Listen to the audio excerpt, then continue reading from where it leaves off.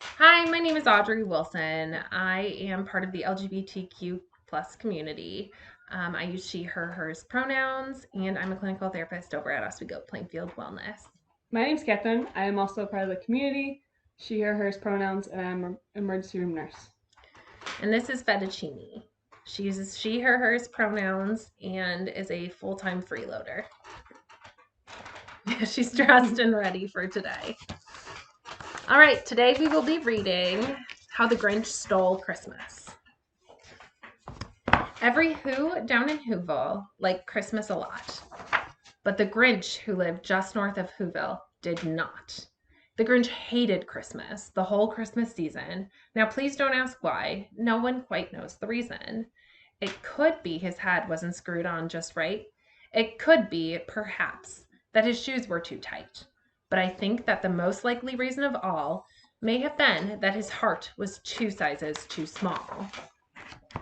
But whatever the reason, his heart or his shoes, he stood there on Christmas Eve, hating the Whos, staring from his cave with a sour, grinchy frown at the warm lighted windows below, down in their town. For he knew every Who down in Whoville beneath was busy now, hanging a mistletoe wreath. And they're hanging their stockings. He snarled with a sneer. Tomorrow is Christmas. It's practically here. Then he growled with his Grinch fingers, nervously drumming. I must find some way to stop Christmas from coming. For tomorrow, he knew, all the Who girls and boys would wake bright and early. They'd rush for their toys. And then, oh, the noise. Oh, the noise, noise, noise, noise. That's one thing he hated. The noise, noise, noise, noise. Then the Who's young and old would sit down to a feast. And they'd feast and they'd feast. And they'd feast, feast, feast, feast. They would feast on Who pudding and rare Who roast beast, which was something the Grinch couldn't stand in the least. And then they'd do something he liked least of all. Every Who down in Whoville, the tall and the small, would stand close together with Christmas bells ringing. They'd stand hand in hand, and the Whos would start singing. They'd sing and they'd sing, and they'd sing, sing, sing, sing. And the more the Grinch thought of this Who Christmas song, the more the Grinch thought, I must stop this whole thing. Why, for 53 years I've put up with it now. I must stop this Christmas from coming. But how? Then he got an idea. An awful idea. The Grinch got a wonderful, awful idea. I know just what to do. The Grinch laughed in his throat, and he made a quick Santa Claus hat and a coat. And he chuckled and clucked. What a great Grinchy trick. With this coat and this hat, I look just like St. Nick. All I need is a reindeer. The Grinch looked around, but since reindeer are scarce, there was none to be found. Did that stop the old Grinch? No, the Grinch simply said, if I can't find a reindeer, I'll make one instead. So he called his dog Max. Then he took some red thread, and he tied a big horn on the top of his head. Then he loaded some bags and some old empty sacks on a ramshackle sleigh, and he hitched up old Max. Then the Grinch said, giddy up! And the sleigh started down toward the homes where the Whos lay a snooze in their town. All their windows were dark, quiet snow filled the air. All the Whos were all dreaming, sweet dreams without care. When he came to the first little house on the square, this is the number one. Stop. The old Grinchy Claus hissed, and he climbed to the roof, empty bags in his fist.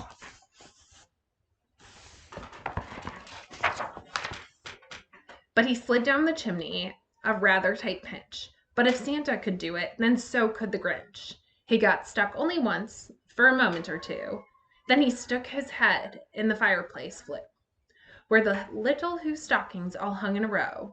These stockings, he grinned, are the first things to go. Bad Grinch.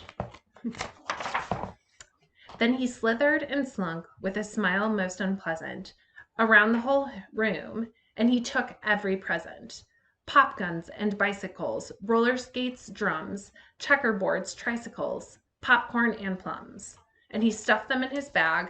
Then the Grinch very nimbly stuffed all the bags one by one up the chimney. Then he slunk to the icebox. He took the Who's feast. He took the Who pudding. He took the roast beast. He cleaned out the icebox as quick as a flash. Why, the Grinch even took their last can of Who hash. Betty's crying because she's sad he's taking all the gifts. Then he stuffed all the food up the chimney with glee. And now, grinned the Grinch, I will stuff up the tree. And the Grinch grabbed the tree and he started to shove when he heard a small sound like the coo of a dove. He turned around fast and he saw a small Who, little Cindy Lou who was no more than 2. The Grinch had been caught by this tiny Who daughter, who'd got out of bed for a cup of cold water. She stared at the Grinch and said, Santa Claus, why? Why are you taking our Christmas tree? Why? Good. Little Cindy.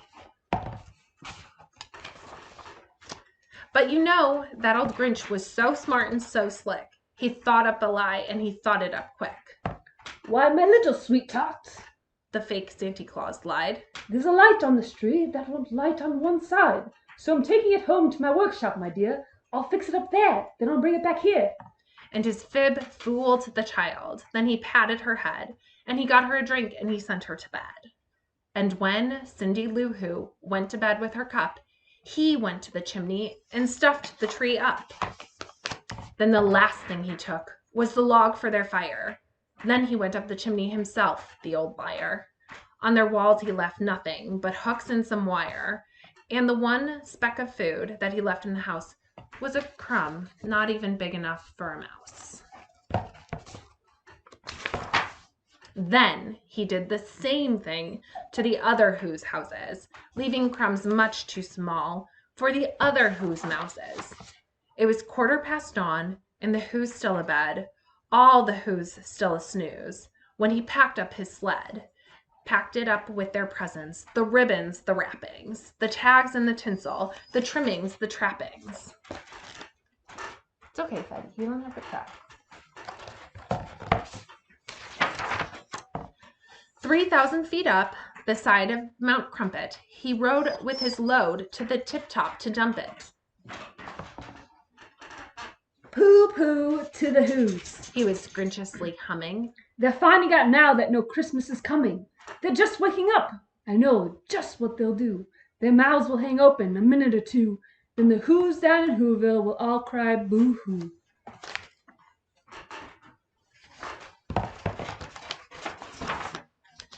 That's a noise, grinned the Grinch, that I simply must hear. So he paused, and the Grinch put his hand to his ear, and he did hear a sound rising over the snow. It started in low, then it started to grow. But the sound wasn't sad. Why? This sounded so merry. It couldn't be so. But it was merry. Very. He stared down at Whoville. The Grinch popped his eyes. Then he shook. What he saw was a shocking surprise. Every Who down in Whoville, the tall and the small, was singing without any presents at all. He hadn't stopped Christmas from coming. It came somehow or another. It came just the same. And the Grinch, with his Grinch feet ice cold in the snow, stood puzzling and puzzling. How could it be so? It came without ribbons. It came without tags. It came without packages, boxes, or bags. And he puzzled there 3 hours till his puzzler was sore. Then the Grinch thought of something he hadn't before. Maybe Christmas, he thought, doesn't come from a store. Maybe Christmas, perhaps, means a little bit more.